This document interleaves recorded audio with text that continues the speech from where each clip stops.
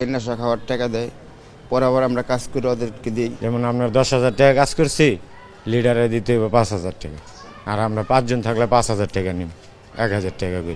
এসব টাকা কি করেন? টাকা পয়সা দেয় নেশা খাইতে, নেশা খাইয়া আমরা মনে করেন যেগুলো করি। এই টাকা দেয় যে নেশা করতেছি, হিরোইন খাইতেছি, গাঁজা খাইতেছি, বাবা খাইতেছি। এখন ছিনতাই ও ডাকাতি কেন বাড়ছে? প্রশাসন নাই রুটে, আইন শৃঙ্খলা বাহিনী নাই, যে যেমন পাতাছে লুই যেতেছে গা, পারাপারি মারামারি হানানি ছিনতাই পারাপারি সব চলতেছে। আর প্রশাসন লোকজন ধরতে আসে না, এই জন্য এই জিনিসটা আরো বেড়ে গেছে ভাই। পুলিশ প্রশাসন মাঠে নাই। রাজনৈতিক কোনো মদদ আছে কিনা? বর্তমানে ছাত্রলীগ, যুবলীগ ওরা তো পলাতক থেকে মনে করেন যে লুকায় লুকায় থেকে নির্দেশ করে, গ্রুপ বাইদা তোমরা ছিনতাই করো, চুরি করো।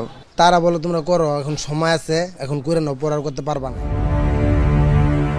আওয়ামী লীগ ও তার সহযোগী সংগঠনগুলোর অনেক নেতাকর্মী অপরাধে জড়িত হচ্ছে এমন অভিযোগ প্রায়ই পাওয়া যাচ্ছে। সম্প্রতি গাজীপুরের সাবেক মেয়র জাহাঙ্গীর আলমের একটি অডিও ভাইরাল হয়েছে, যেখানে তিনি রাজধানীকে অশান্ত রাখার পরিকল্পনার কথা বলছেন। আমাদের কথা স্পষ্ট, যে রাজধানীতে আমাদের মানুষ শান্তিপূর্ণভাবে দিনে ঘুরতে পারবে না, চলতে পারবে না, সেই রাজধানীর মানুষ রাতে ঘুমাতে পারবে না।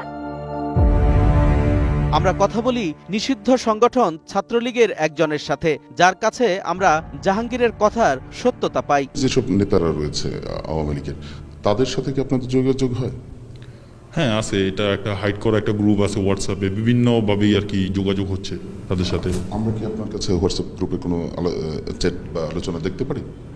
না, এই তথ্যগুলো তো আর কি দেওয়া যাবেও না, আর এটা দিতে চাচ্ছিও না। কেন অস্থিরতা সৃষ্টি করছেন? আমরাই চাচ্ছি যে কিছু কিছু ভিডিও ভাইরাল হোক, বা আমরাই ভাইরাল করতে চাচ্ছি।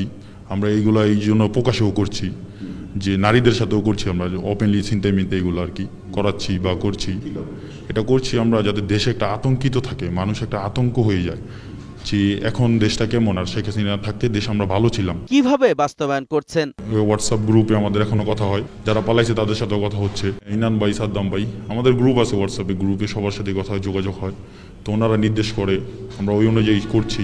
বিভিন্ন এলাকার কিছু নেশাগ্রস্ত লোক আছে, তাদেরকে আমরা ইউজ করতেছি, বা তাদেরকে কিছু নেশা আর কি, যারা যা নেশা করে, কেউ ফেন্সিলিট খায়, কেউ মদ খায়, তাদেরকে ওইগুলো দিচ্ছি, সাথে কিছু টাকাও দিচ্ছি।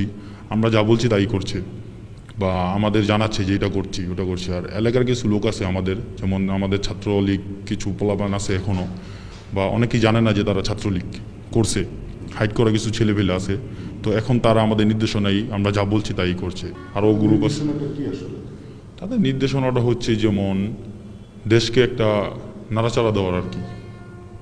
এখন এই সরকারকে একটা নাড়াচাড়া দেওয়ার উদ্দেশ্য হচ্ছে, আমাদের নেতৃত্ব এখন শেখ হাসিনা দেশে নেই, তো আমরা যারা আছি সবাই মনে প্রাণে বিশ্বাস করি তার যে সেই এখন সরকার, সে একসময় দেশে ফিরবে, বা আমরা কিছু একটা করার চেষ্টা করছি তাকে ফেরানোর জন্য। আপনারা কি বিশ্বাস করেন শেখ হাসিনা দেশে ফিরবে? হ্যাঁ, এটা আমাদের আত্মবিশ্বাস যে আমাদের নেত্রী দেশে ফিরবে। আমরা চাচ্ছি যে আমাদের নেত্রী আবার ফিরে আসুক, মানুষ চাক। ক্যামেরায় ওয়াও, স্টাইল দেখাও, Xenon X21 পারলে ঠেকাও। দেশে শান্তি ফিরিয়ে আনতে অপরাধ দমনে সময়োপযোগী পদক্ষেপের পরামর্শ দিয়েছেন অপরাধ বিশ্লেষকরা। রাজনৈতিক কোনো পরিচয়ধারী ব্যক্তি, সে যে দল যে মতেরই হোক না কেন, তারা যদি অপরাধ পরিস্থিতি বাড়িয়ে দিতে চায় বা সমাজে অস্থিরতা সৃষ্টি করতে চায়, নতুন করে একটা অপরাধী শ্রেণী তৈরি করে আইনশৃঙ্খলা পরিস্থিতির কাজে বাধা সৃষ্টি করা বা আইনশৃঙ্খলা পরিস্থিতি স্বাভাবিক হওয়ার প্রশ্নে নানা ধরনের প্রতিবন্ধকতা সৃষ্টি করে, তাহলে সেটিও খতিয়ে দেখে দ্রুত ব্যবস্থা গ্রহণ করা প্রয়োজন।